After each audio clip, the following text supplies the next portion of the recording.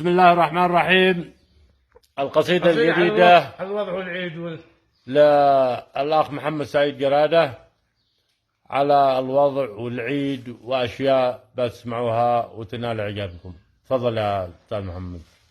قال الله يا سود الليالي الطوالي والي العيد قالوا الناس قد هي بحاله والضحيف في السوق الأسعار غالي مسكين يا ابن الناس من قل ماله. البعض قال عجزت لبس عيالي والبعض قوته من بقايا الزبالة والبعض زال الحام صدر الشمالي والبعض ما سدد ديون البقالة. دي كان الأول قد هو اليوم تالي زادوا عليها أشخاص كانوا حثالة يكون يتهبوا زيد الهلالي اليوم يدعونه علي باث عالة والبعض لابس كوت مشعوط بالي والبعض حافي ما لقي حق نعاله والبعض حافي ما لقي حق نعاله والبعض عالي فوق العلالي ما يشكر الرحمن رب الجلالة.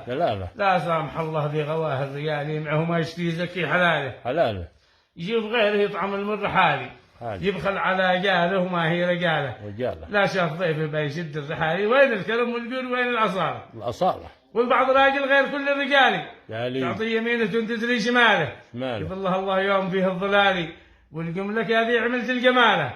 الوضع ذا حوثي وهذا انتقالي وذا علي محسن وطارق وآله. أما النقط يا وحدتي يا نكالي من خالف النقطة دخل بيض خاله مليون نقطة في اليمن لا تبالي وكل من منهم يوجه سؤاله. الكل ضبحانين ما شفت سالي أبطال والناتج يساوي بطالة.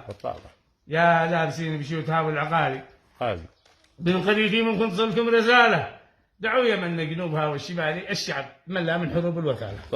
يا سلام عليك، صح الله لسانك يا أبو حاتم.